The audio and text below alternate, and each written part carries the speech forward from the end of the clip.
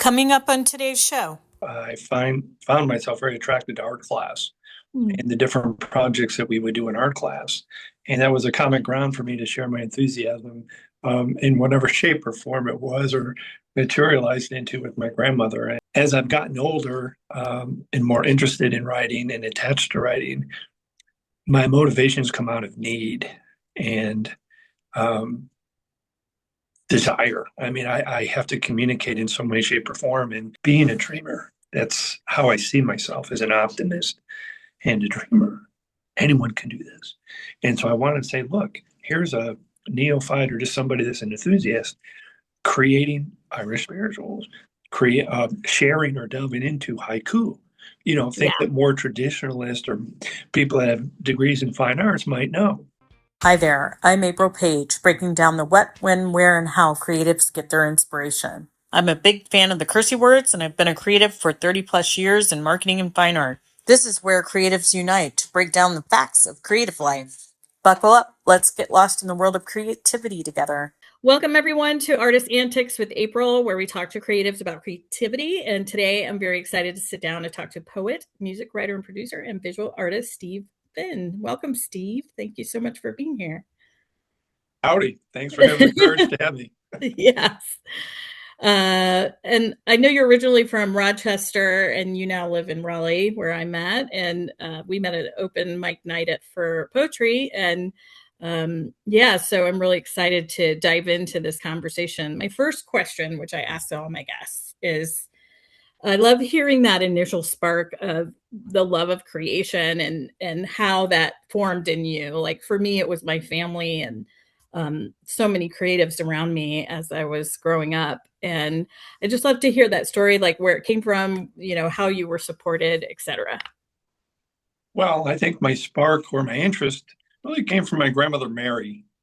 She was an artist across all mediums, and I was very close to her and her husband. And growing up, just having a lot of exposure to her drawings, her artwork, her studio, I found curious and interesting.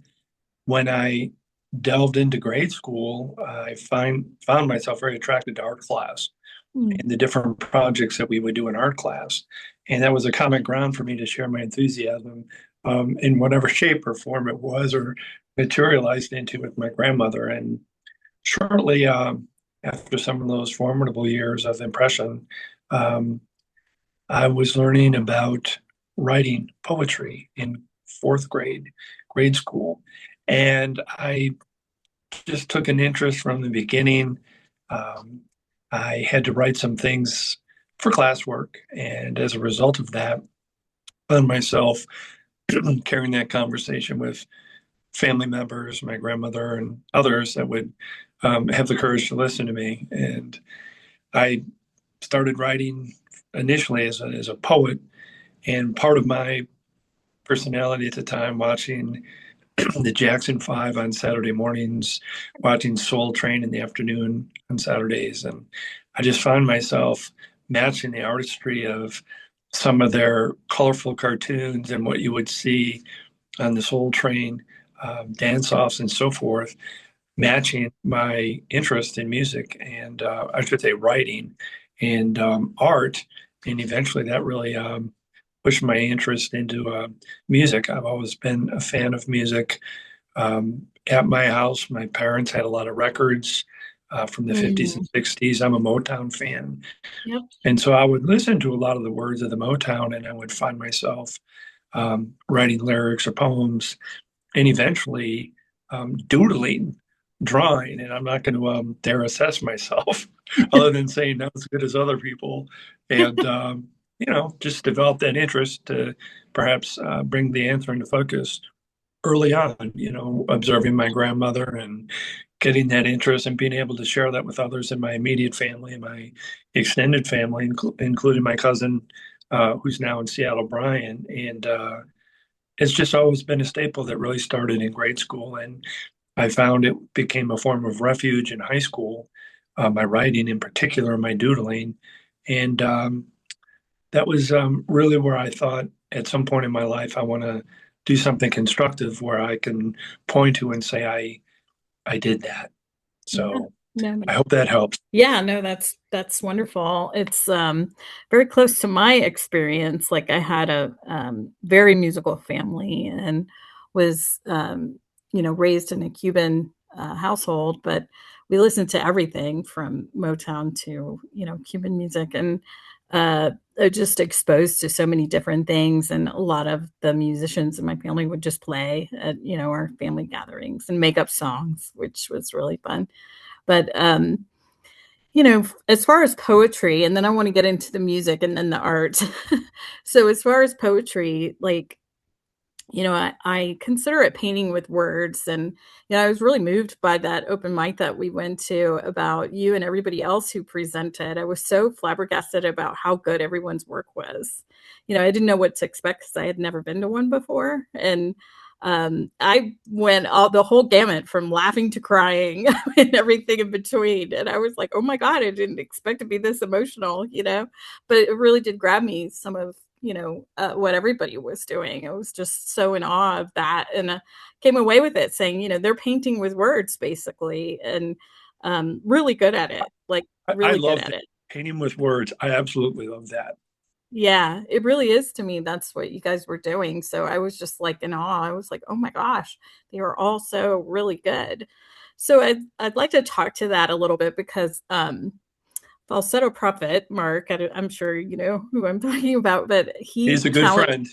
Yes, he challenged me to write my first poem based on one of my art pieces called The Blues Man, and I will share it with you after we're done because I think it's finally finished. I would love to get your notes, but I, never done it before, and he challenged me to do it, and I was like, I don't even know if I can. And then I just started sitting down and did a brain dump and like started organizing things a little bit, and then um, got more refined and more refined and more refined. I guess my question is that what's your process? Me being a new poet, I would love to hear and you share with the audience like what is your process in writing now as compared to what it was back then when you were first starting. I mean, not in grade school, but you know what I mean.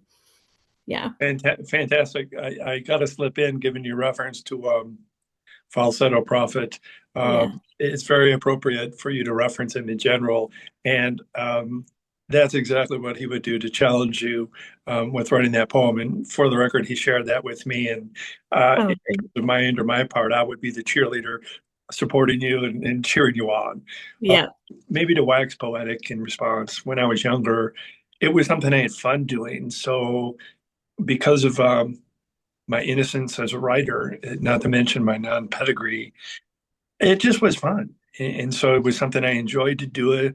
So, I, outside of class, because we moved on beyond writing the poetry and we got into other things as you do in school. But I found myself maintaining that interest and enthusiasm. So for me, I would just kind of do things for fun. It was usually driven by a song or something I saw on television or music.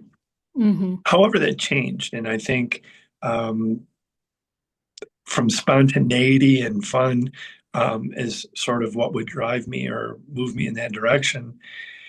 As I've gotten older and more interested in writing and attached to writing, my motivations come out of need and um, desire. I mean, I have to communicate in some way, shape, or form. And initially, in terms of how I would script or go about things, I would really be contemplative and um, just try to capture some of my feelings. And I don't write in a traditional sense. I don't believe in terms of, a certain cadence or rhyme scheme.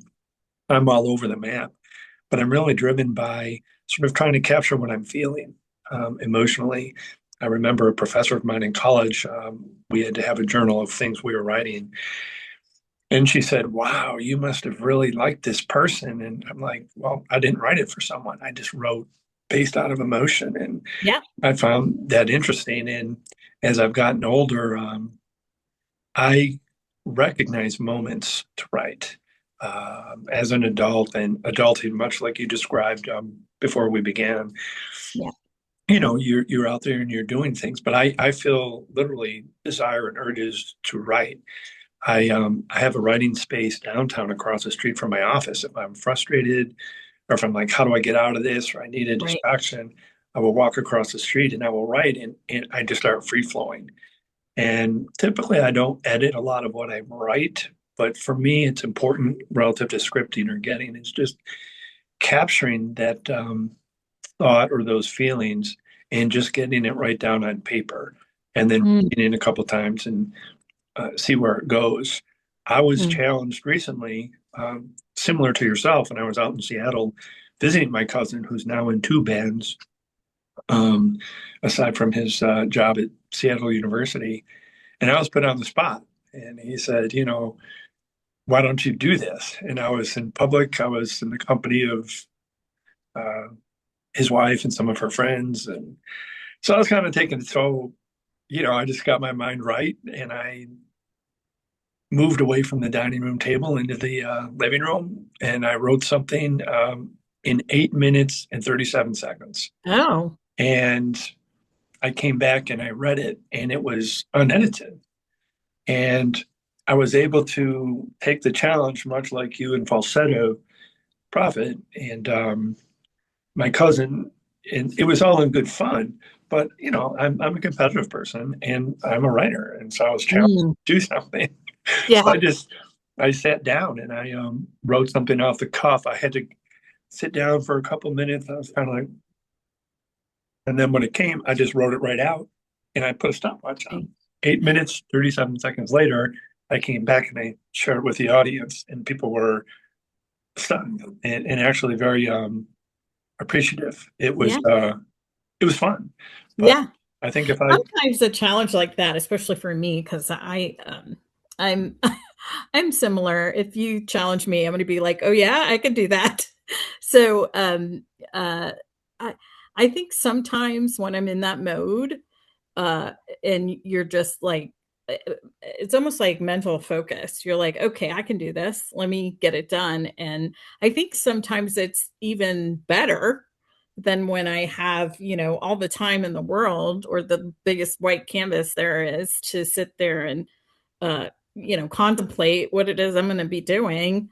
Sometimes when you have a deadline or a pressure, I think is a better way to put it. Any kind of pressure is a better, I don't know why it gets my ass in gear. It just does. could it be the Cuban? Could it be You the Cuban maybe, family impact? maybe I have to have that, pushback.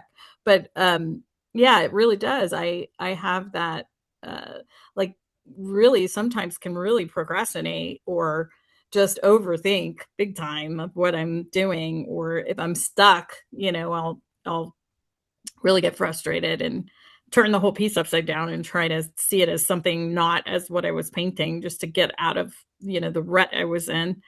So, yeah, so I'd like to hear that too. Like, what is your regular process? I know that was a good example of, pressure, but what would you prefer your regular process to be like over not even a time frame, just how do you start? Like I did a brain dump and then I started organizing and editing. I didn't catch myself in the beginning and just curious to hear if that's how you do it. Whether it be a more profound article of writing or something more um, observational in nature, I actually feel the impulse, like something intuitively says, you know, you need to do this, or why don't you go sit down? And I can tell you, this calendar year in particular, I've had a few Zen moments, and I really feel that my creativity is on. In the last 2 weeks, I've Mm, penned 7 poems, which is wow. a little above average, Yeah. very minimal editing. And I've actually drawn 5 pictures. I've seen a theme amongst that, with a portal and stars and, some other connectivity there. But for me, I feel a need to write. And so when I recognize that need to write, it may be born out of something I see driving in the car. It may be born from a frustration that is in front of me, and I'll feel intuitively, you know what, go write something. Yeah. And I may not always have an idea of exactly where it's going to go, but I feel that prompt, and so I Mm, respond to it. That's very different than when I was younger.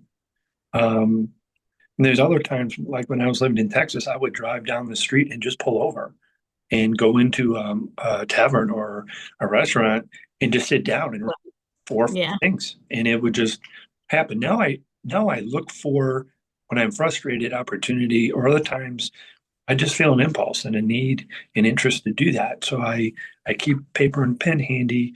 And one of my sons, Dylan, got me a little recorder. He says, because I like podcasts, it's helpful for that. It's a little microphone I can put in my phone so I can record things while I'm driving.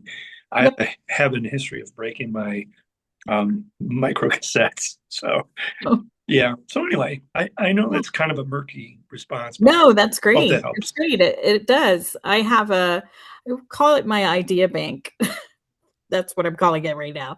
But it's my idea bank where I keep on my phone, in my notes on my phone, but I also have voice memos to myself as well on the voice memo side. And then I also have a notebook where I kind of organize all of it just because I will never be able to execute all of them all at once, in my lifetime. So I have to I try to trickle up what's really, jazzing me at the moment. And just like you, it could come from anywhere. It could be somebody said something and it sparked something in my head, or I'm on a walk in the park with my dog, or, I see a movie or I see a magazine, or I'm watching a podcast or listening to one while I'm doing other things, and it sparks something in my head and I stop right then so I don't lose it. Because sometimes I lose them and I think I'll never forget that. And I go on with my day and I was like, shit, I should have wrote it down. Yeah.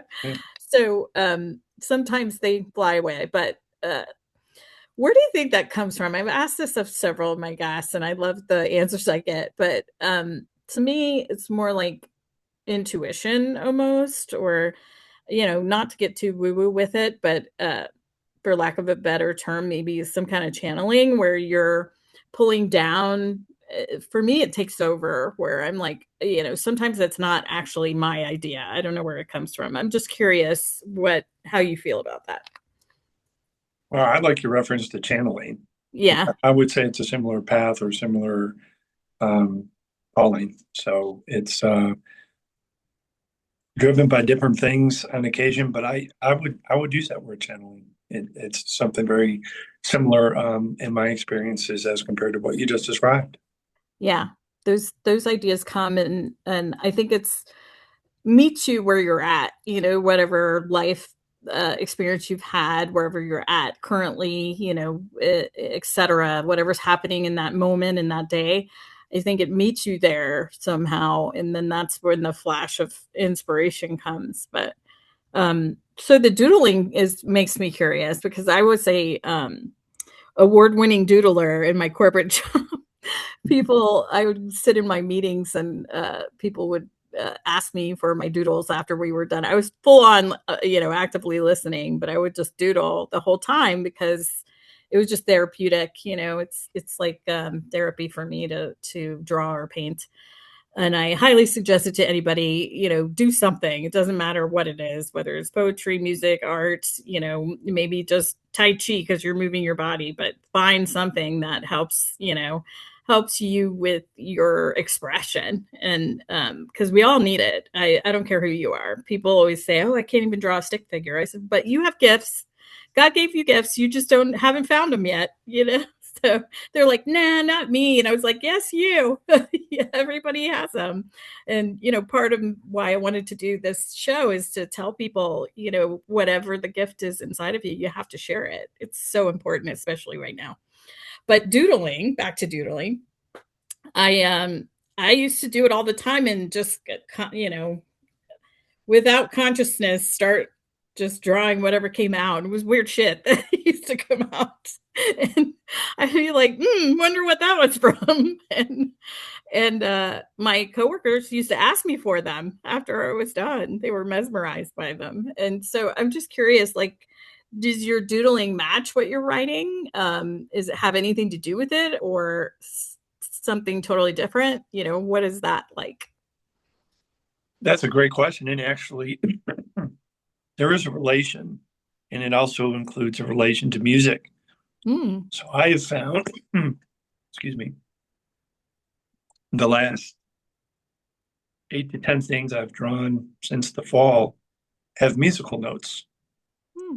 And I have a portal basically shown as a large arrow with the tail of the arrow versus a point being open.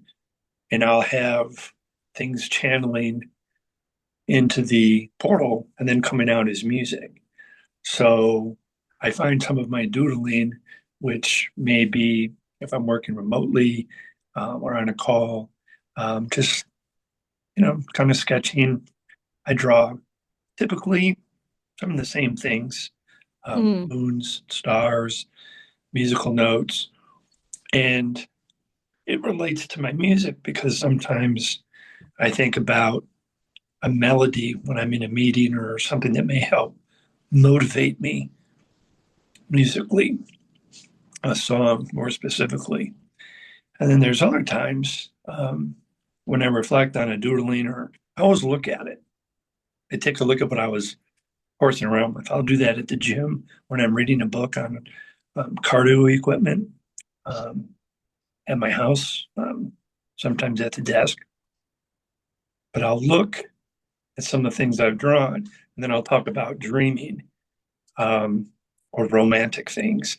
And that doodling, typically when I have had affiliation with what I write, ultimately tends to be about being a dreamer. That's how I see myself as an optimist and a dreamer. Um, Hmm. I think all artists are really, honestly, but go ahead. Yeah. and along those lines, um, if I was to take probably the last 10 years of things I've written, you'll probably see a reference to quote, heaven's benign, um, probably 25 or 30 times. Mm. It's a quote, those few words I find myself somewhat commonly have used in some of my writings. And I have gotten some of the thinking for what I'm writing about from something I've seen doodling with like musical notes. And a lot of times in my little drawings, be it on napkins, be it on 8.5 by 11 pieces of paper, which I'll take a picture of and send to my sister, who's an artist up in DC. Mm. Um, I do that to show her how good she is, and by looking at that's brotherly support.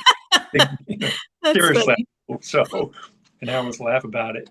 But heaven's benign, and it really goes to pleasant thoughts, romantic thoughts, being a dreamer, someone that has hope. I mean, the two things I need in my life, and I think without using these words, it's a theme. What I've heard from you when we met in this conversation, I'm someone that needs to have hope in my life. Yeah. And I'm someone that has to have something to work for. And I see those going hand in hand. And frequently that impacts me as a writer in terms of subject matter, but also recognizing when I use the words impulse or intuitively, something's driving, me to write. I see that those items I just mentioned are all sort of intricately related. Just to touch back or touch base on your question about some of my doodling, I've come to start drawing a little bit more about the ocean and islands and palm trees, Mm. and just because they bring me peace, or I can dwell upon a good memory, be it surfing off the coast of Venezuela, being in Hawaii, the Dominican Republic. Haven't made it to Cuba yet, but that's something that I'm potentially going to do someday. But I'll find myself drawing palm trees, like little islands. The last picture I drew actually amended it. It was like a surf breaking, and there's a single palm tree on a very small patch of land, and it's about to be consumed by a No way. wave. And I have a bunch of these stars and lightning. I have a bunch of lightning bolts coming out of the palm tree into the stars and Mm. going into the funnel and coming out as musical notes. And, Interesting. and so I looked at that, and I said to my sister, and I'm like, you know, I wouldn't want to be that palm tree because it's about to be pummeled by this wave. But if Right. you really look at it, it's about hope. Yeah. It's about hope because those lightning bolts are like the energy to get out of Dodge, and the Yeah. stars are about the heavens benign and dreaming. And you go through the portal and you come out as music. And I thought that was interesting. And so it's one Very. of the few adaptations that, I, for the most part, do a lot of pencil drawing. Yeah. So I added a couple things, a couple things. So it almost looks like this big cresting wave. Let's see if I can get it right. Right. Yeah, Where the wave looks like I put a couple things in there. So okay. and I put an eye on the top of the crest. So Mm. it almost looks like something demonic that's about to Yeah. consume. Ominous. It sounds ominous. It is. So Yeah. anyway, those are No, that's more cool. detail. Thanks for going into that. Um, Before I get into music, I'd like to talk about, I know you've published a couple of things. So I don't know if you want to talk about all of them or some of them. I'd just like to touch on those before we go into your music. Sure. I was very flattered. Shelley Halima was a well-known um, writer, playwright. She got into music and into the movie business, and we crossed paths. And she was telling me about a project she was working on. I'd read a couple of her books, and she had an email in the back of her book, and I'm like, I really loved, you know, your book in terms of how you developed the plot line. And she communicated back, and we got to know each other. And she included me and got me involved in um, the one book. I did use a ghostwriter name because at the time my children were younger. But the song book I referenced with the lady with the back and the cello, Shelley got me involved in that. I was very, very touched and honored. So I wrote a couple poetic interludes. That's what she wanted me to do for the book because Okay. she had become familiar with my writing. So there'd be some short stories about, romance and some, passionate iterations there by chapter. And then she broke up the book with several poetic interludes. And so I was able to drop in some of my writing there, three examples in the book. And it was really cool. So that was that. I had made a lifelong commitment. It was one of my bucket list items to write a book, write a Mm, book. And it started early on. And my youngest sister and um, I remember telling her one day I was going to write a book because I was trying to introduce her to poetry. And she, and I used to have discussions along those lines.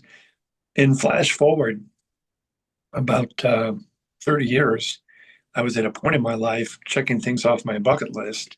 And I'd been in anthologies and I'd done some publications with professional and industry magazines or publications. But I finally was able to muster it up and I drafted manuscript and I reached out to my sister with a draft manuscript of connections. And she'd forgotten that I had said, if I ever write a book, I'm going to get you involved. And so my sister is one of the most intelligent people I know. She's got a couple master's degrees. She went to University of Notre Dame. Very, very gifted writer and artist. And she was so touched. And I had always kept that in the back of my mind because it was a bucket list item, write a book. So I wrote Connections. She reviewed it for me. She did the foreword for me.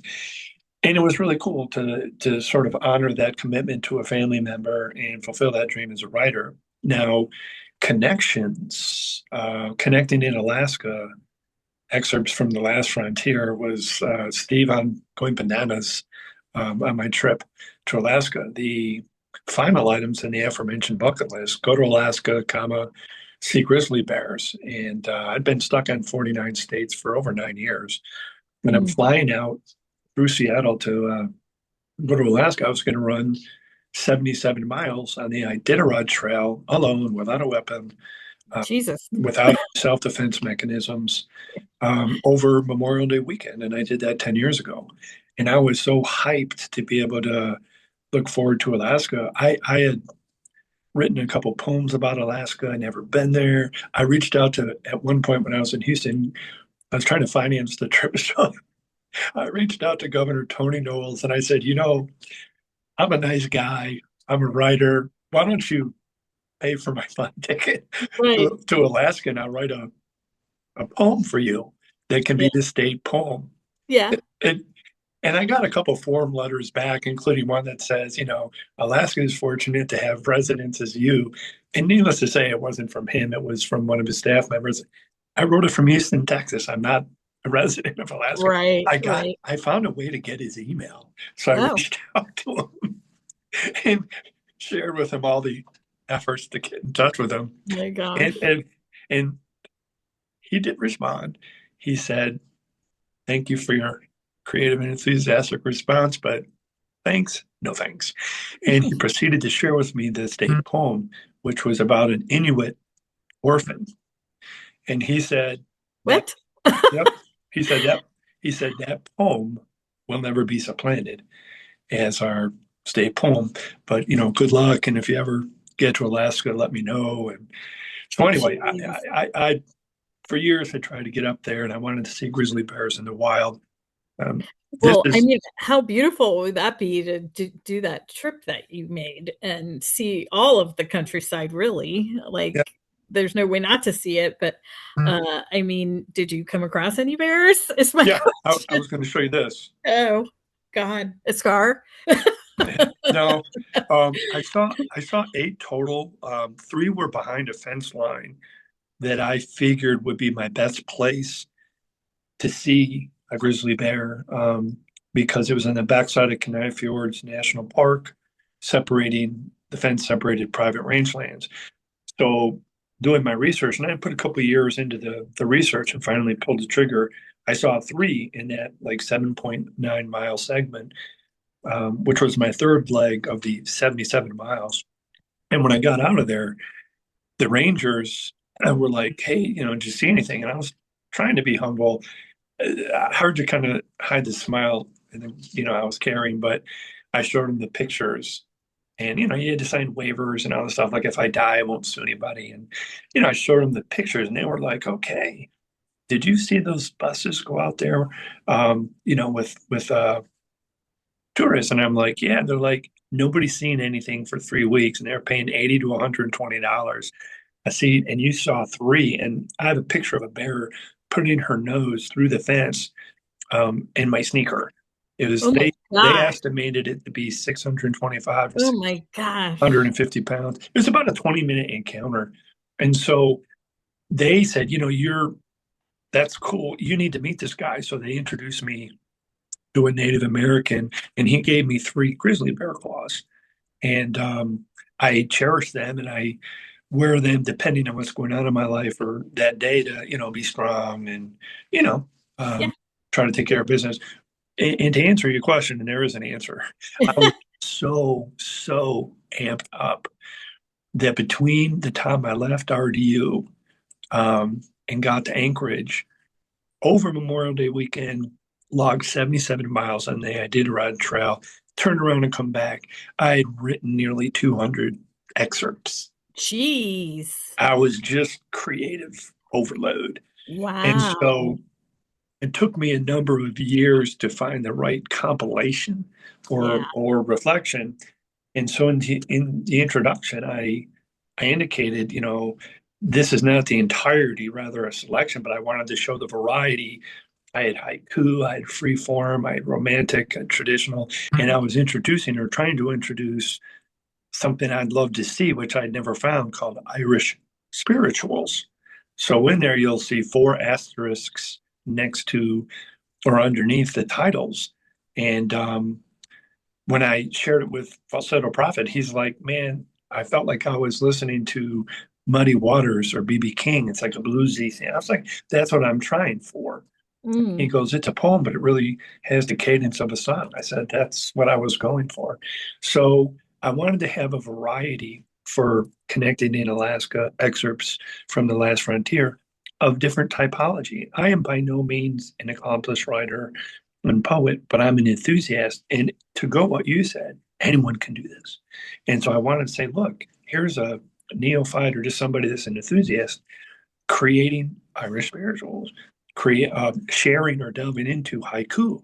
Yeah. Think that more traditionalists or people that have degrees in fine arts might know. I wanted to have that variety for other people to see that, hey, I can do this. Anyone Yeah. can do this. So Well, kudos, that's some of the kudos. kudos for doing it. I mean, this is another example to everyone out there. You really have to just take your passion and run with it. We're all beginners in the beginning. Like everybody's a beginner, and we don't know what we're doing. You just have to jump in and start.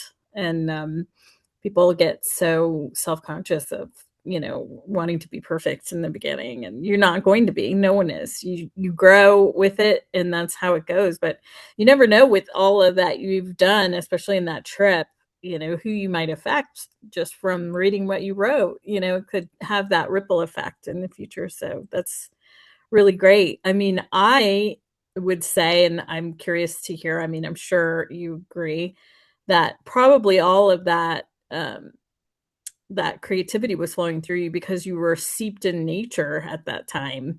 You were just in it, and by yourself too, which is, I think, somewhat important at times. Everybody needs to have time to themselves, but when you have that time in nature, and I know I feel this way when I'm with my dog in the state park we have here. I go to Umstead all the time with Oh, her, great.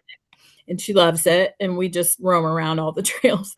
But there are things that have happened to me in that park that are like out of a movie, where I just happened to come across this animal and I was like, holy shit, like it looks like, anyway, I think you have to put yourself in nature. I don't know if you agree. Correct me if I'm wrong, but that helps with the creativity. I full on believe that. I don't know what the connection is other than being with Mother Nature and actually in it, but it feeds me somehow, especially water too. Yeah. And the sound of water. April, I absolutely agree with your reference to nature. It's certainly a facilitator, and it's really it's something that distills emotion. If you sit and pause and look around you, just even at an open blue sky, or even a star-filled sky, or going down to Surf City down there in the Atlantic, a couple hours from here, and just listening to the music. When I was in Alaska, I recorded the Eagle River at a point called Echo Bend. And that was, according to locals, really a big deal if you could get to Echo Bend because of the mountains and the treachery. And I have a picture of a little piece of wood in a tree that says Echo Bend. And I walked out into the middle of the river and just recorded it. And there was times I would just listen to that, and it would generate peace and help with the sleep, or it would generate words, or it would help, chill me out. And it was so helpful when I did that years ago. About 5 years ago, I got one of those, I think they're called noise machines, Hmm. and I turn on waves or rain, Oh yeah. just Yeah. with nature, the Yeah. wind. And I think you're so on point with that reference to nature. I don't think it's an absolute, but it's really when you commune in nature as you describe, I think Hmm. it leads to introspection, reflection, and allows you to, have a connectivity with yourself, but the land that you're standing on. And that can lead Yeah. to different things and forms of work drawings. It helps with that what I call monkey mind. You have all that chatter going on all the time, and you got 52 things that you should be doing in that moment, and it kind of washes it all away, and you're like, okay, I'm just here by the trees right now. And it doesn't go away. I'm not that much of a dreamer, but it helps to just decompress me from all of that, life, quote unquote, that we're living in the meantime. But I think that's interesting. Have you ever seen the Muscle Shoals documentary on Netflix about the river there and the Indians?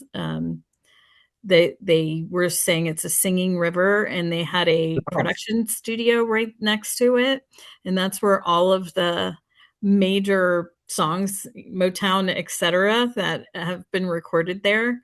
I'll have to share the link with you so you can see it, but it's freaking phenomenal. It's worth the watch because it brings those two things together, music and some kind of spiritual belief that there was something going on in that area at that time.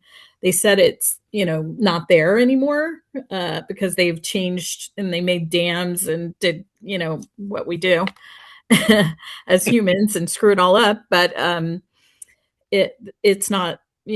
that spirit isn't there anymore, but it used to be, and that's where all the music was being made. So I find that really fascinating, just in general, somebody took the time to document that. But so let's dive into the music part of your world.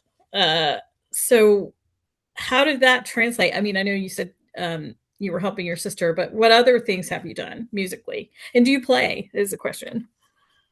I, I'll answer that. What do I play first? I do like to say now I'm a musician. I'm a percussionist. I have bongos, congos, a congo, and then I have like the dual congo set. I have a cajon. I have a drum. Um, I recently bought a keyboard.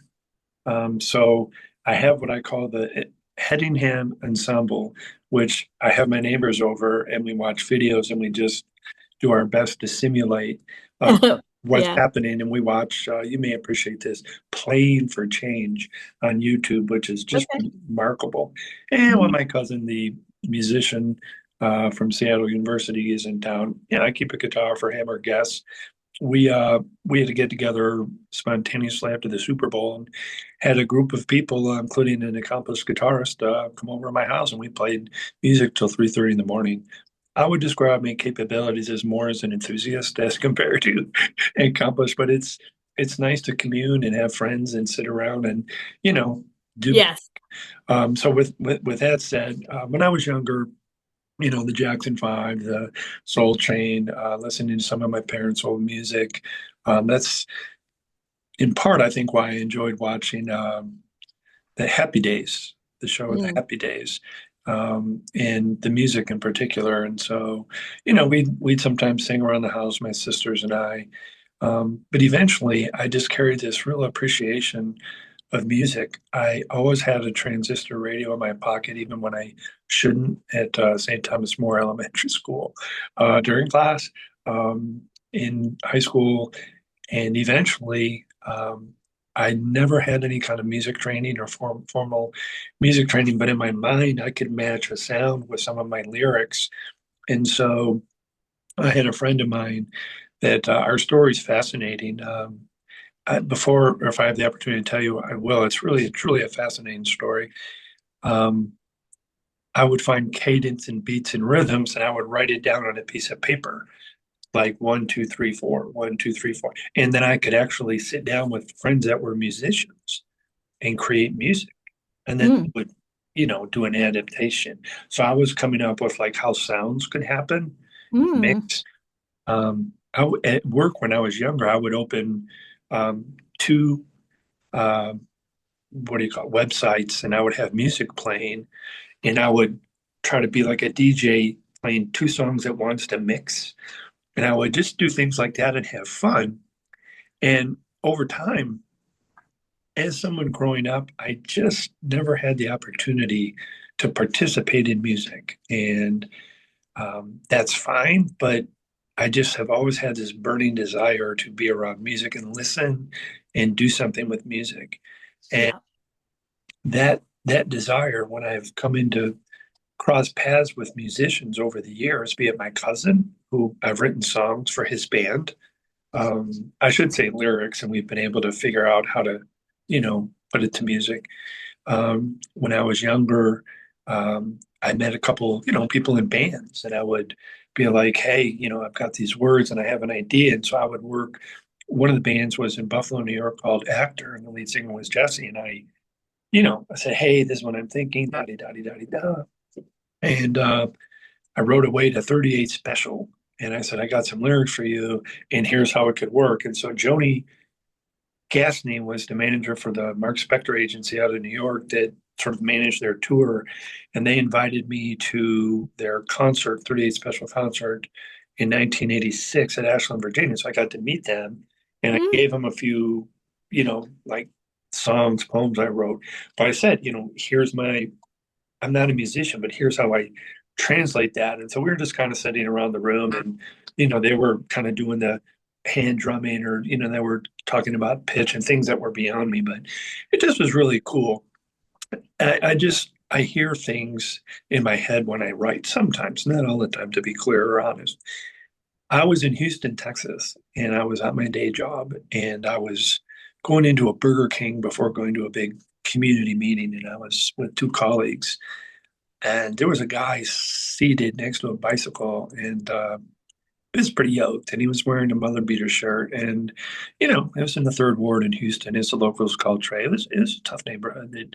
You need to mind your p's and q's, and I kind of did a little head nod, and I walked into the Burger King, and when I was in line, this guy comes up to me and he sort of like pushes me, not bad, like to get my attention. He said, "Hey," and I'm like, "Yeah." He said, and "I'm in line, and like people are seeing this and they're Right. starting to get a little nervous." My friends were. I don't know about the general public that was there, but he's like, "Why'd you acknowledge me?" And I'm like, thinking, be careful how I answer. So I had a little pause. I'm like, why shouldn't I? And it sunk in. He goes, "Oh, okay." And I said, "Hey, man, I seen you've been to the gym." He's like, "Yeah, well, I bet you go to the gym too. Looks like it. So we started talking, and my friends are like, "Oh, Lord." So I invited him to sit down with us, dropped the card on him, and I said, "If you ever want me to come out and watch your spring practices at the University of Houston." Turns out he's a football player at the University of Houston. Almost 6 months and a day later, he calls me up at City Hall. He's like, "Hello, Mr. Finn. You probably don't remember me." And I said, "Carlos?" He goes, "Yeah, how'd you know it's me?" I said, "I recognize your voice and your demeanor." I said, "What's up?" So he was telling me he was having an issue getting registered for his classes. And he's a football player. So I'd always been registered for classes. He didn't have a father. And he's like, "Well, I didn't know who else to call. And I had your business card." Oh. And I'm like, "Okay." I said, "Where are you on campus?" He said, "I'm at the controller's office." I said, "Okay." I said, "Where is that in relation to the, Hilton Towers?" Hmm. And he's like, "It's right next to it." I said, "Give me about 15 minutes." So I grabbed the briefcase, which I never use. And there's nothing in the briefcase. I walked into the controller's office with Carlos, and I had a coat and tie on. And I walked up to him and I said, "I am Stephen Finn. I summarily represent Carlos Jordan, and I'm not leaving until we have some answers." Click, click, opened up the briefcase, of which there was nothing in it. But the person I was talking to at the controller's office did not know this. Pulled out a pen and a piece of paper. I said, "Whom am I speaking with?" She tells me your name. I quickly get to the bottom. Um, he could not register for his classes because he went to the athlete booth and everything. As a former college athlete myself, there's a lot of benefit, and he's at a top 20 football program. Everything, a lot of things, I should say, not everything, done for him. And so anyway, she's like, "This is what needs to happen." So I signed a promissory note for 30 days, you know, and I said, "Carlos, you need to talk to your position coach. You know, who have you talked to on the football team?" He's like, "No one." And so I wound up putting my name in a piece of paper, buying him 30 days with a promissory note because he had to get his classes. He had to get Right. registered. And so very quickly we found out what the issue was. He was not on the list of the football team roster. And when he went to the booth, his name wasn't there. They had made a coaching change in the spring. And so this is in the fall. So his name literally got lost somewhere. So he got it resolved. Wow. And so, you know, he was very appreciative and it's like, "How'd you know how to do that?" And this and that. He was somebody I could immediately tell was very gifted with people. He could hang above his crowd, meaning people that were older than him, black, Hmm. white, young, old. He just was just somebody who, Yep. no matter who you are, you're going to be comfortable. Done Right. may have a little pause when he's in his wife beater because he's very well built, but we became friends, and I created an non-official internship with him, with the caveat he's always got to be a coat and tie when I'm in public with him. And he's like, "Well, I don't have a coat and tie." So I went to Goodwill and I showed up and gave him a bunch of coats and ties, and we became friends. And my reward was I trained with him. Like we'd go play Wow. football and basketball, but I would always ask him, and this is going somewhere, "What do you want to do with your life?" "Well, I'm going to the league. I'm going to the NFL." So, "Carl, Right. what are you doing after football?" Hmm. And he's like, "Well, I said, "Carlos, what are you doing after football?" And so he says, I want to be in the music industry.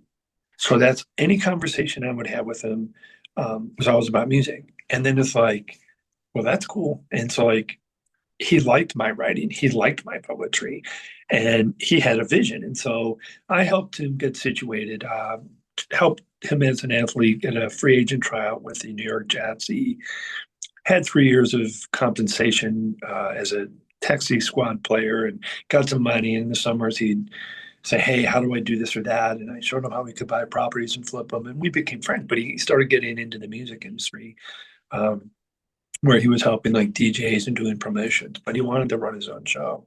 So eventually, to get to my point, um, he wanted to, have New Compass Entertainment and, run the show. And I had a friend that was a lawyer on Madison Avenue in New York City. And his big project, we had produced a couple small CDs. His big project was wanting to work with like famous people because they said, hey, we want to work with you, but we can't because of our label. So that's where I kind of helped out as a strategist. And so we got a deal to offset the proprietary arrangements where he could work with well-known famous artists, Jay-Z, Dr. Dre, some of these people. Yes. And this was a conversation that at this point had been about 5 years in the making.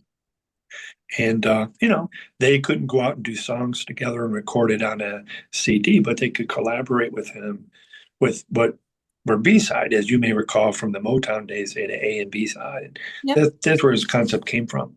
And the whole time this was unfolding when we made other CDs that were not obtained by Sony and, 2006 album, Underground Album of the Year in Europe, we were doing music together and he, every step of the way, kept me involved. He brought me into the sound room. He brought me in as a writer and I would sit down with his friends that were artists and met these people and we would sit and jam and I'd be like, well, this is what I hear. And, I would do something on a drum set or say something like, da, da, da, da, da, da, and so we would create music. And this was, again, over the course of years. So that's how the B-side project came into being. And I just have a hard time sometimes letting go. I'm okay to be right or wrong, and I can let go of my history or past or forgive things that came up short or people, whatever. So Carlos became very successful. He had an office in Houston and Miami, and he was always trying to pay me and always trying to give me money and fly me down to Miami. And he hosted a Super Bowl party and all this other stuff. I'm like, dude, you're my friend, and you give me reward because of our collaborations with music. It's very meaningful, and ultimately, I moved here. I left Texas, and I've been here for 25 years now. I met a parking officer, someone that gives tickets. And, when I walk around, I've always got like the headphones on, or at least around my neck. I don't want to get run over, got a little bop here and there. And I just remember one day, this female ticket officer, we're standing next to each other at a red light. And she's like, man, what you got bumping between your ears? So I take my headset and I give it to her.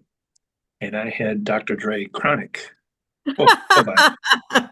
You must have freaked her out. I'm in a coat and tie, and I'm on the That's back side of my funny. office building, and she did. She's like, to be sure, and so we got to know each other, and I said, come by my office sometime. I was telling her about the B-side project and a couple other CDs I did that had the jackets with credits and it had like lyrics, and I said, I need to put you in touch with my friend. So we got to know each other, and ultimately, I wrote some letters on her behalf to the A&R people, and she, as a uh, artist, got to do the CIAA basketball tournament when it was in Charlotte. And so she was able to start realizing her musical dream. And when she put together an album and did a video here around the corner from my office, and she got me involved, and that's the diamonds. That's Yes. how we met and who she is. But we'd sit around, and she's more was very much more attuned to kind of the bebopping and some of my conversation and sort of beating on desks. Because that's a lot of how she learned her music. So we collaborated together, and she found a way to get me involved. But she's like, I want you to do something of value. She goes, I want you to have ownership, and I want you to be in this. And so that was really kind of Yeah. neat. So those are some of the music. Yeah. Yeah. That's well, hats off to you. I mean, just incredible. And another lesson for us all to pay it forward. There are lots and lots of ways, all of us, and I have stories as well, where we help people get a leg up, and you can see that they're passionate and they have promise and talents, and you just want to help them in the little ways that you can to get them to the next step, and they really do appreciate it. And just what a great story. But thank you. I think I'm going to close it there. We can't beat that. Thank you for your time today. For everybody listening, I'm going to put all of Steve's information into the description so you can see and hear and get a hold of him. So that'll all be there. Thank you so much for your time today. I would like to, notwithstanding we're closing, I just would like to look at you and I'd say thank you. I really admire what you're doing, especially as an artist, crossing boundaries and medians and trying to get people to say, you can do this. But I'm deeply appreciative of this. If you haven't already, please like and subscribe. Feel free to nominate yourself or someone you know as our next guest. Thank you for being a part of our creative community. Stay inspired and keep shining bright.